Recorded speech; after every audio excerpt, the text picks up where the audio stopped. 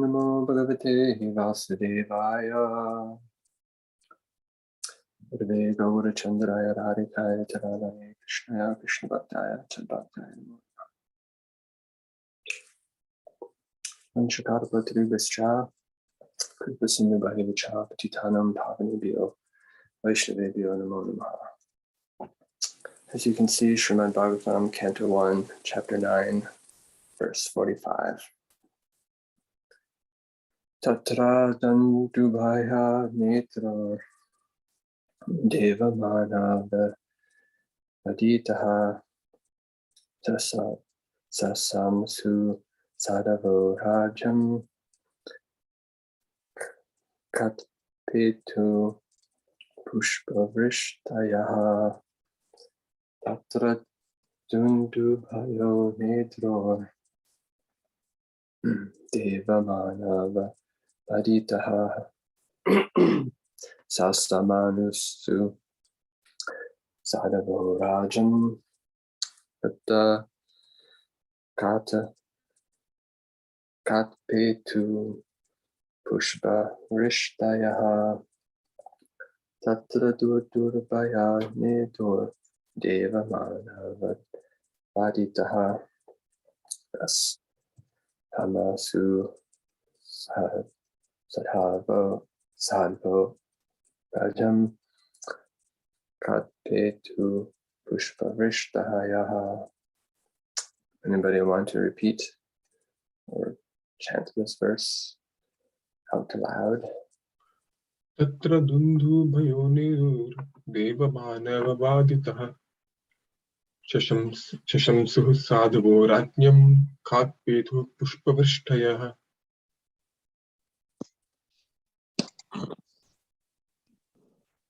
Tatra dubhayonedur deva manava vadita tasamshu sadavo rajam katputu pushpa vrishtaye. Tatra dundabhayo netur deva manava vadita sasamsho sadhavo rajnam katpetu pushpa vistaya. Tatra dundubhayo nedur deva manava vadita sasamsuh sadhavo ragnam katpetuh pushpa vrishtaya. Tatra dandubhayo netur deva manava vadita sasamso sadho ragnam katpetuh pushpa vrishtayaha. Hare Krishna, thank you.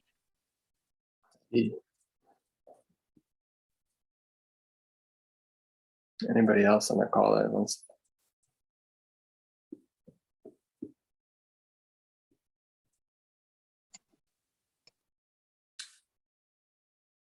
Tatra, thereafter, Dundubhaya, drums, Neduhu were sounded, Deva, the demigods from other planets, Manava, men of all countries, Vaditaha, beaten by, Amsu, praised, Sadavaha, honest, Rajam, by the order, Kat, from the sky, Pitu, began to fall, Pushpa Rishtayaha, showers of flowers. Translation and purport by Srila Prabhupada, His Divine Grace.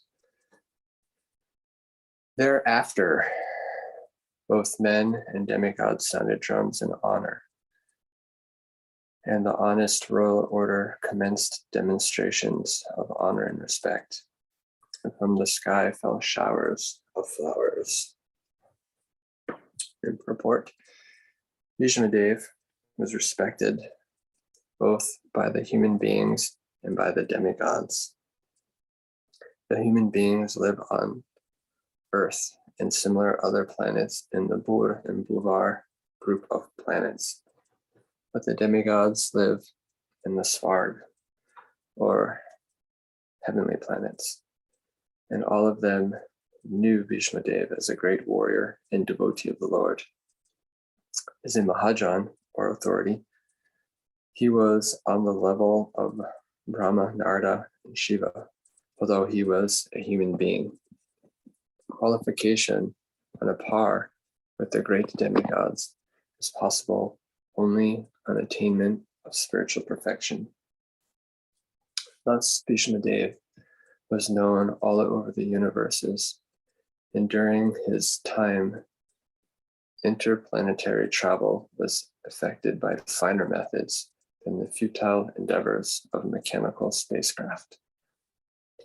When the distant planets were informed of the passing away of Bhishmadev, all the inhabitants of the upper planets, as well as the earth, dropped showers of flowers to show due respect to the departed great personality.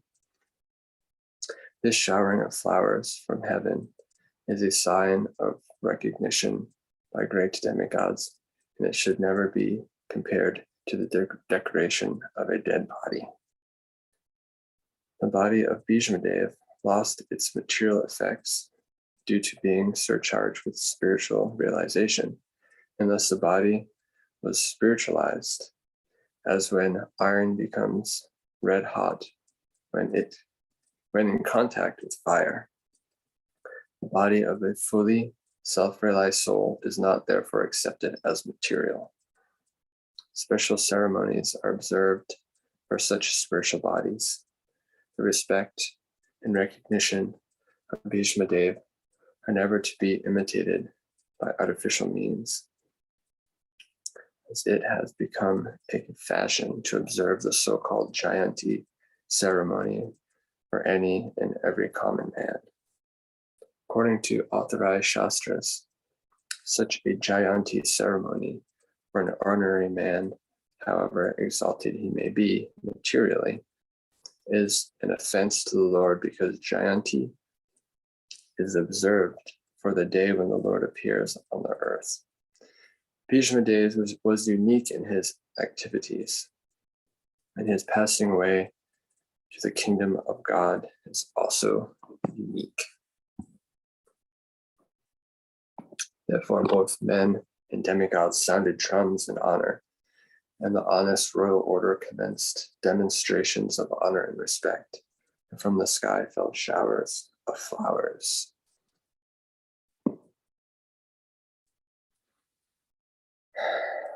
Om Agyan Timirandasya Gananjana Shvakaya Chakshuramitamena Tasmai Shri Gurave Namah.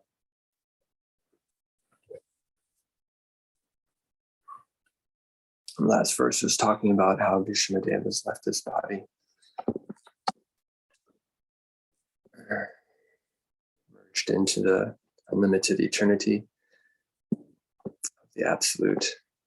So we're seeing thereafter what happened after his passing, these demonstrations of honor and respect for such a great personality as Bhishmadev. Srila Prabhupada is speaking about in this purport is on the same level as Brahma, Narada, and Shiva, great demigods and personalities. He is it's not a easy or simple thing to be on such a platform. Great austerity and dedication of Bhishmadev's life. He was a brahmachari from his birth, such a fixed personality in which so many years he didn't marry, even though tempted so many times. He was fixed in his resolve. I was thinking about this quality of determination that he had, and kept thinking about the word urgency. It's a word that Srila Prabhupada often used when talking about our practice of Krishna consciousness. the importance of having urgency. And with this topic of Bhishmadev's passing, the inevitable reality that death comes to all of us, and how much is always stressed that we never know when that moment will come. It can come at any moment. Young, old, sick, healthy, wealthy, poor, it does not matter. Death comes for all of us. And when Srila Prabhupada talked about urgency, this term urgency, it's like now. There's no waiting. No waiting around for another time. But now, something that many senior devotees that I've had the great opportunity to have their association with stress. And something I see in many senior devotees who have dedicated their lives to the Sankirtan movement, that this sense of urgency, not wasting time on other things, but their surrender to Krishna. It's a very difficult thing because we have so many distractions, especially nowadays. Number one being social media, movies, and work. But work, we can focus our intention on pleasing Krishna. Social media, we can utilize in taking the association of devotees, or giving association, preaching, whatever. But the tendency of conditioned souls is to become lost in our attractions to material subject matter. So we must be careful as we go along on this path, that our center and our focus doesn't get distracted by so many outside things. Fine, this is way beyond my realization, but Srila Prabhupada is bringing a nice point here, that the pure devotee or spiritually realized person, their body is no longer considered material because of their being in the fire of devotional service. I use this word fire because this analogy is so nice. The iron becomes red hot when it's put in contact with fire. So when we're put in contact with devotional service, the holy name, and with the association of pure devotees, we, like iron and fire, by this contact, we become spiritualized, purified. And when the desire for enjoying separately from Krishna is burned away through the process of hearing, chanting, remembering, so on, and in the association of pure devotees, this burns away our material attachments, material identification. It's a nice place somewhere. Bhakti Siddhanta Saraswati Thakur, he speaks about it. It's like an article. I don't remember the exact wording. I could probably find it in my books here, but sake of time, I'll summarize that he's speaking to his mind that I no longer desire what you desire. I can see now, due to the association of the holy name in my the devotees, that my desire and your desire are no longer the same. That you want to enjoy this world separately from the Supreme Lord, and I want to serve the Supreme Lord for his servant, for his pleasure. So there comes a time in our development where we understand, we see this line, this difference between our material desire and our spiritual self desire. This happens by the association of devotees and by our dedication in performing the sadhana of devotional service, and through our enthusiasm and focus, determined focus. And someday, maybe, we may understand, at least I may understand this, actually realize this. The body is fully self-realized, soul is not therefore accepted as material. It's a very amazing statement there in my estimation. I don't know a whole lot about this Jayanti ceremony other than our observance of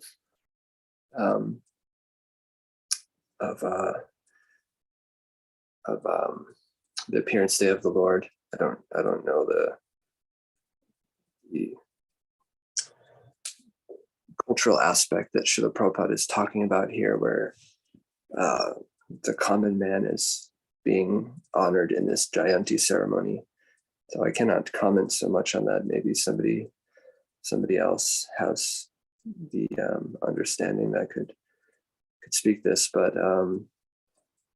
when a great personality leaves the body, it is not like a common man's leaving this body. Because the common people, when they leave their body, they go to the destination in which they're thinking of at the time of death, as Krishna explains in Bhagavad Gita.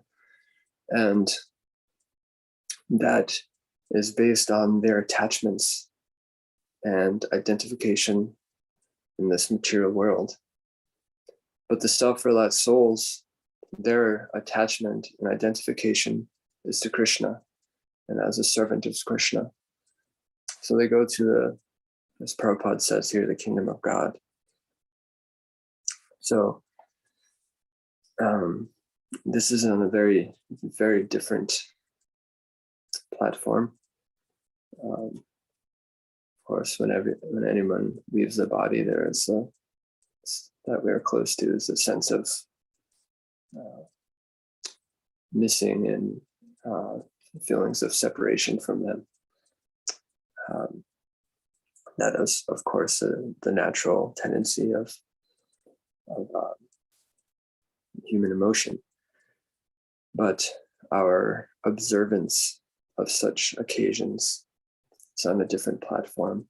They say, like, when the spiritual master or the great personalities leave this world and appear in this world, it's both celebrated because there's their appearance because we get their association, and their disappearance because they go back to Godhead, Srila Prabhupada would say, which doesn't necessarily only mean, when Prabhupada uses the term back home, back to Godhead, it's a consciousness, not necessarily just when we leave this world, but when we're in this world, we can also experience this back home, back to Godhead consciousness. So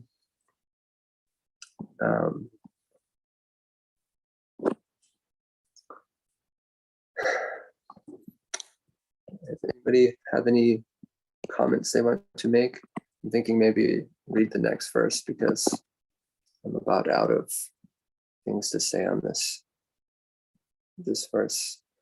Does anybody have any comments or questions that come up in this verse, on this purport? We can maybe read the next one if not.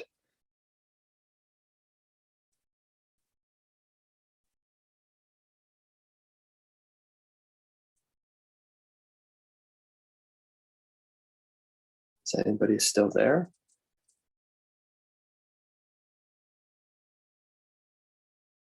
Yes, Prabhu, I'm still here, Prabhu. Sounds like right, somebody's there. So we'll read the next verse because it sounds like nobody has anything. Am I right? That was a nice comment about how, yes, the body of great souls, or the great souls are returning back to Godhead, but it's not about the body, it's about the consciousness that returns back to Godhead. That I like that statement. That was nice. Thank you. Maybe. Krishna speaks through us. I'm insignificant to whatever I speak. Is certainly Krishna's mercy because I have very limited realization, as you all know, by your time with me. But thank you, Prabhu. Anything else? Anybody? Probably move on. Thank you, Prabhu, for the wonderful, short and sweet. As Jasnabu mentioned, the comments on this particular puppet, Prabhu. And also, Prabhu, you had mentioned Jayanti, Prabhu. That's so, it's a small comment on that. So in India, there are many, so to say, birthdays of so to say, great personalities. For example, Gandhi, Mahatma Gandhi. So his birthday is celebrated as Gandhi Jayanti. So to say, his appearance day. So that's what Prabhupada was making a comment here, saying that not so of people of this world. It's not Jayanti is very specifically, reserved for Krishna's appearance, not for any ordinary people's appearance. I think Prabhu, that's what Prabhupada is making the comment on. Yeah, so there's a great difference between a great soul on the material aspect and a great on the spiritual aspect. Yes, Prabhu. Yeah. So then you will see many people who are this Jayanti, that Jayanti, these people are, so materially, so to say, people, when their appearance, they usually put the word Jayanti. But that's why he's making the comment here, saying that not for ordinary men, sorry, for the Lord. I see. Yeah, so we can all understand that material endeavors are futile and temporary. Material endeavors bear fruits in this life and may benefit many people. Yes, true. But spiritual assets are beneficial for lifetimes and carry with you for lifetimes. So though people like Mahatma Gandhi and others do wonderful works on this material plane, but for only a short time does it actually benefit others. But like Narada Muni, for example, his endeavors are still benefiting people like today. We read the story of Daksha or the story of Dhruva, Prachini Barhisha, and so many others that Narada Muni had who had the great fortune of being delivered by the mercy of Narada Muni. We all benefit from such things. And it will go on and on and on for till the end of time, because the teachings of these great souls are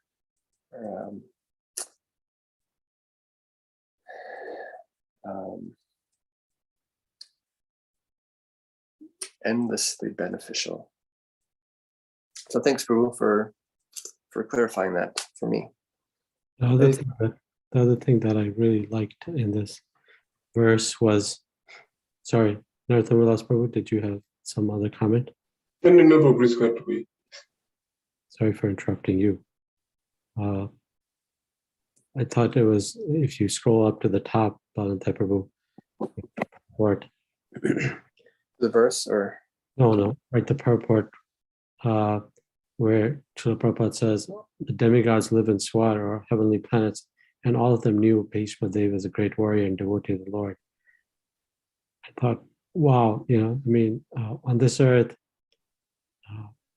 commonly name, fame, and glory is like based on the number of Instagram followers or newspapers that write articles about you. And here, his quality is such that even those on heavenly planets know about him. What a great devotee of the Lord he must be, for such things to happen. It was very wonderful statement by Srila Prabhupada. I really liked that statement. I also thought that was this comment about his body lost its material effect due to being surcharged with spiritual realization. Like you were saying, it kind of reminds one of the Narad Muni description of how because he was absorbed in thinking of Krishna and had no attachments, then his body met with death as lightning and illumination occur simultaneously. And Srila Prabhupada talks about how for a pure devotee, such a change takes place exactly like lightning and illumination following simultaneously.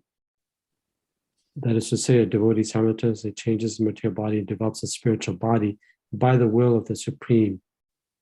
And then he used the example that you quoted. Even before death, a pure devotee has no material affection due to his body being spiritualized like red-hot iron in contact with fire. So, kind of a consistent theme here about the body becoming spiritualized. Something wonderful Srila Prabhupada says throughout the Gita is, matter dovetailed for the service of the Supreme becomes spiritualized. So that, this kind of seems consistent with those kind of statements that Srila Prabhupada makes. Anyways, I like those two comments by Srila Prabhupada. I thought they're very profound. Thank you. yeah, thank you for that. It makes me think of when Srila Prabhupada would speak about utilizing everything in Krishna's service and how Krishna is within everything, even within the material world. And the only thing that makes it non-spiritual is our use of it. Yes. When we use it for our own sense enjoyment, then it is material. But when we use it for Krishna service, it is spiritualized and spiritual. And when we realize that everything, Krishna is within everything, then we realize and we see everything from a spiritual perspective. Yes. Bhishma Dev is just such an amazing personality, how he went through so much difficulty, yet for him to go through this difficulty was simply a loving exchange with Krishna. Even the torture of shooting arrows at his beloved Lord and Master, just so that he can engage in that rasa that he has with Lord Krishna. How powerful he must be.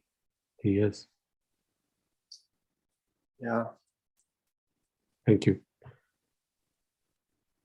Does anybody else have comments? Or Bhanata Prabhu is going to move on to the next verse, I think. It looks like you can go ahead if you want.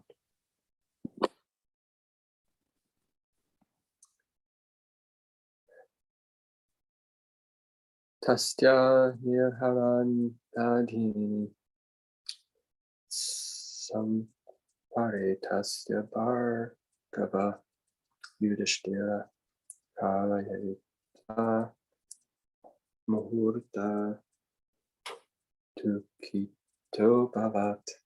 Oda said into Brigu, Shanaka, after performing funeral rites for the dead body of Bhishma Dev, Maharaj Yudhisthira was momentarily overtaken with grief. Here we see that this natural tendency of the natural human tendency of grief when we lose a loved one is manifest here. Of course, Bhishma Dev is a great personality, so it's also enough to make one feel grief-stricken by the loss of such a personality's association.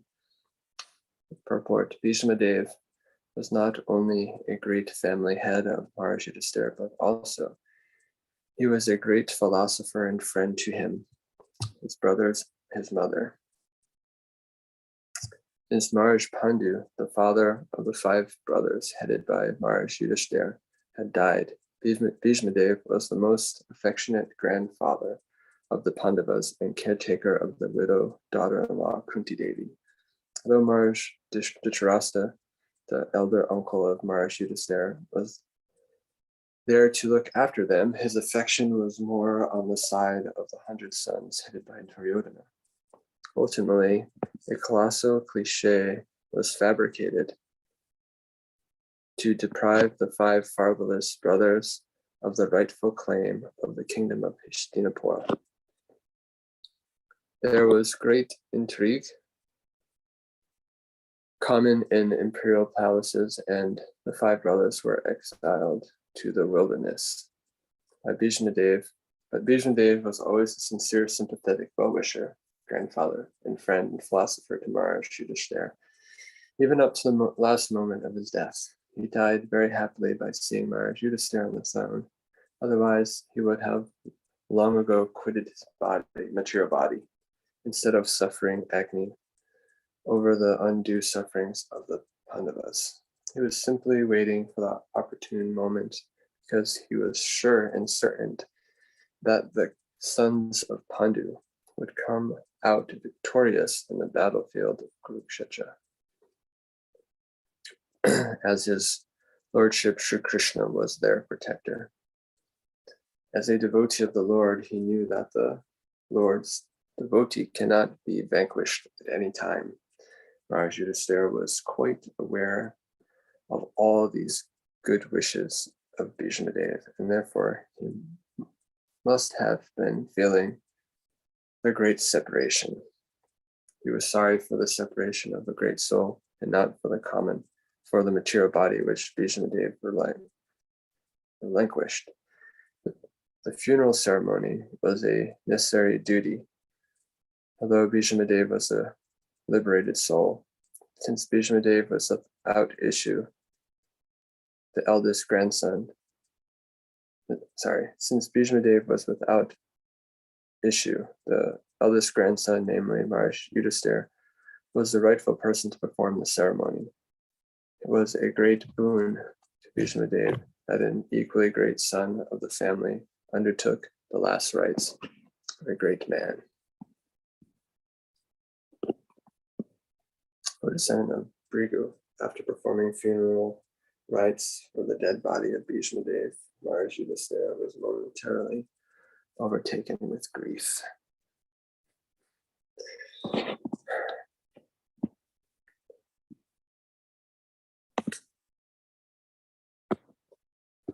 I like how this Srila Prabhupada is explaining some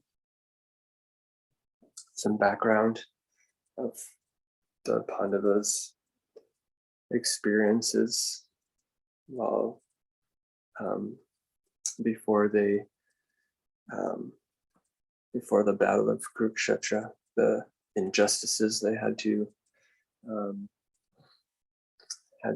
undergo by Dhritarashtra and Duryodhana, mostly Duryodhana, but how Bhishma Dev was very affectionate to them the whole time, very wonderfully explained and detailed in the Mahabharata. You can read it.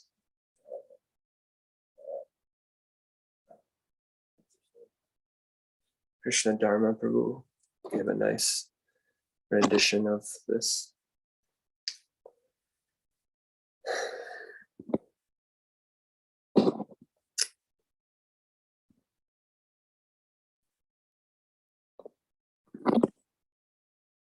here we see that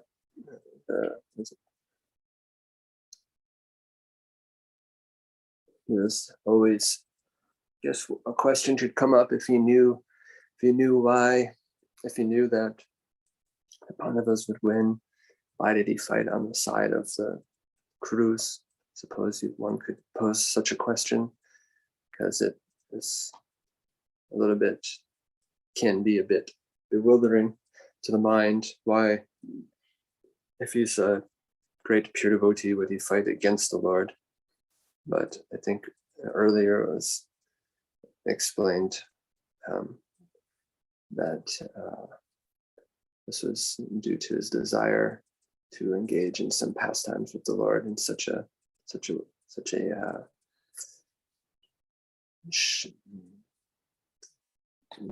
fighting spirit that the Kshatriyas have.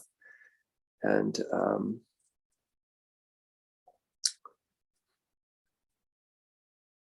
yeah, there's some other reasons, but from what I understand, that is the top reason.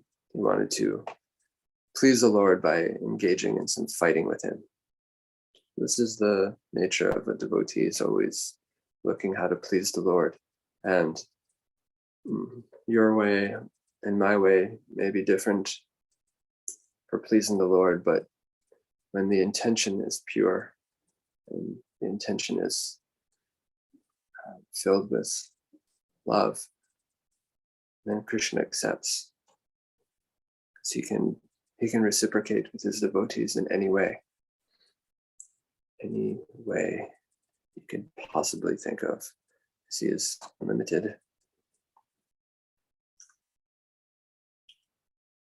This stood out to me. He was sorry for the separation of a great soul, not for the material body which Bhishma Dev relinquished.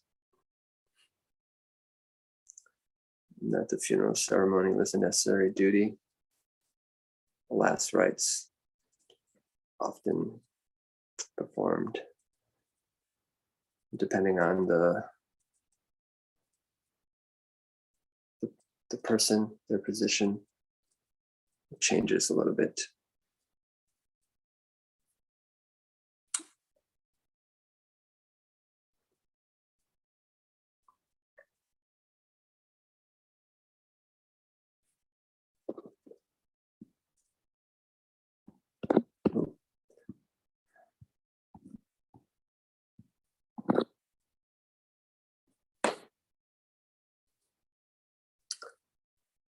This is also an interesting point. Bhishma Dev was not only great fatherhood, but he was, Maharishi Yudhisthira was great philosopher and friend, actually, and to his brothers and his mother.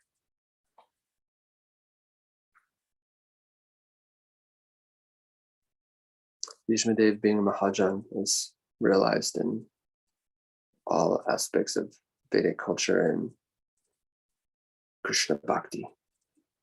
So I'm sure they had wonderful and deep conversations, as Maharishi Yudhisthira is also known as Dharmaraj, and was philosophically inclined as well.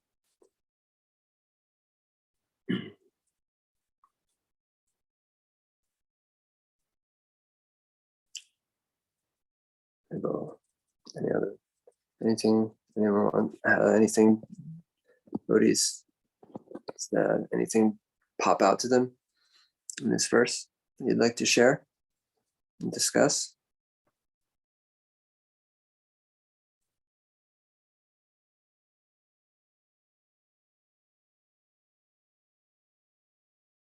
Or in the purport?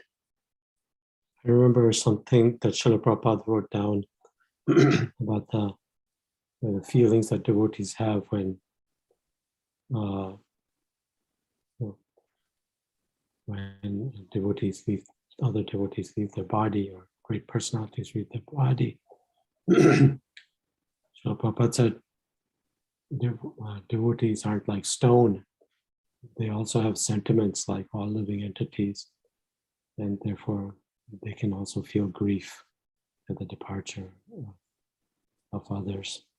I thought that was a very sensitive comment Srila Prabhupada made.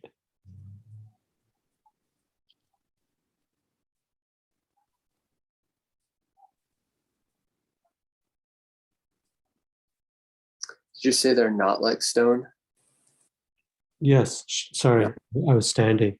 I was saying that I read Srila Prabhupada saying that devotees aren't like stone. Yeah.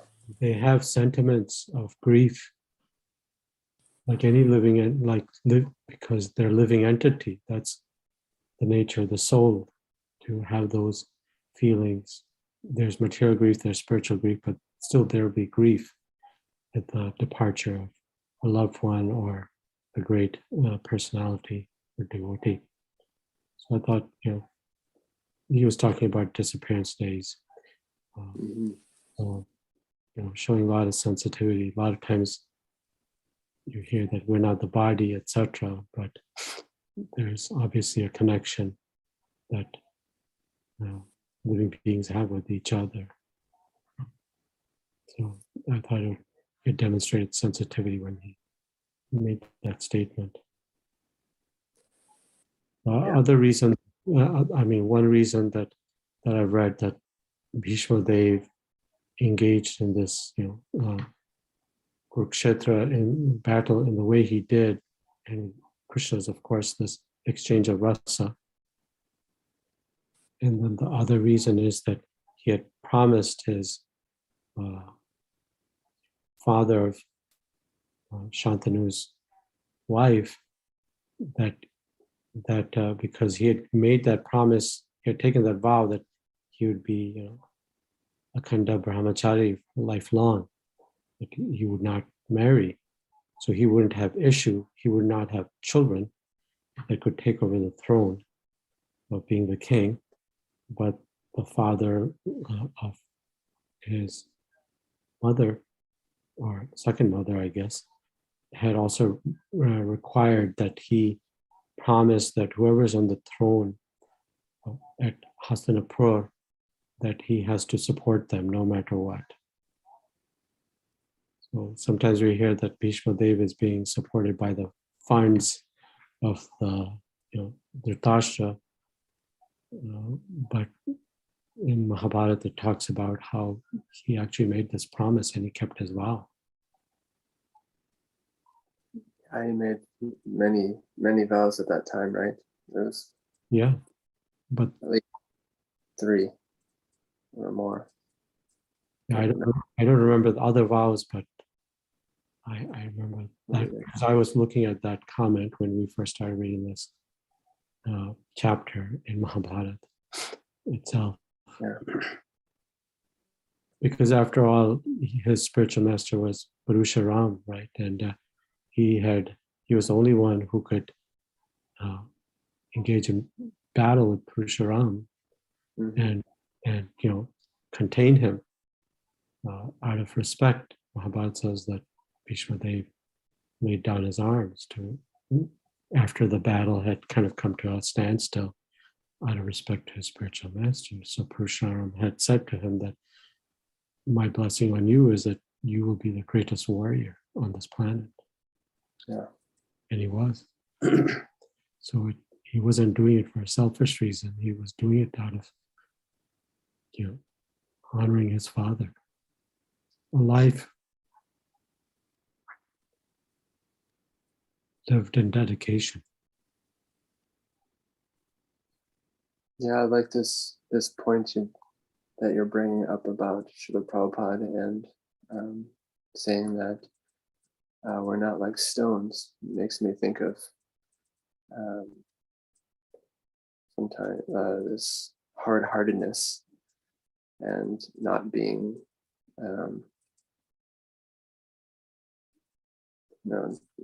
because that devotees are not hard-hearted. We're developing a hard heart, then we're doing something wrong. Devotees' hearts are very soft. I like this that point. Thank you. We're at 9 o'clock. So if there's any last comments or questions before we end, now is your time. Yes, Prabhuji, Hare Krishna. Thank you so much for the nice class. Yeah, this point about devotees not being hard-hearted, and that really struck me as well. Although as devotees we know this concept about the body being temporary and not being attached to the body, so we know all those concepts, but that does not mean that we don't feel emotions when we lose our loved ones. It does help us take care of the grief, since we are able to see beyond the body. But we still have emotions, and as exemplified by great acharyas also, like Narottam Das Thakur's bhajan, Jaya Nilo Premadhana. He says that he wants to break his head with a stone. Pashane Kutibo Matha Anale Pashibo. I want to go into the fire because of the separation that he is feeling from the other devotees. Yeah. So even our great acharyas, they tell us that we passing away of a Vaishnava should be celebrated, but at the same time they also show that devotees are so soft-hearted and they feel these emotions. So that's that helps us normal people, that although we are aspiring devotees does not mean that since we know the Bhagavad Gita knowledge now, we cannot have those kind of feelings for our loved ones. It's normal, and it's okay to feel the grief. Yeah, and it's important for us to just support each other when we have our friends feeling that way, and not just, oh, Prabhu, they're not the body, give up this thing. I've heard devotees act like this before in various things. So this is not the behavior of devotees. Thank you. Yeah. Thank you.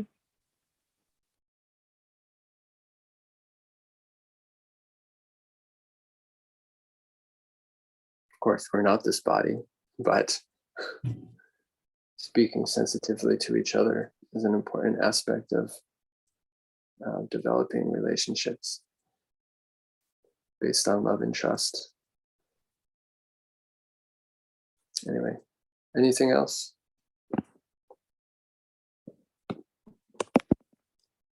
Do this.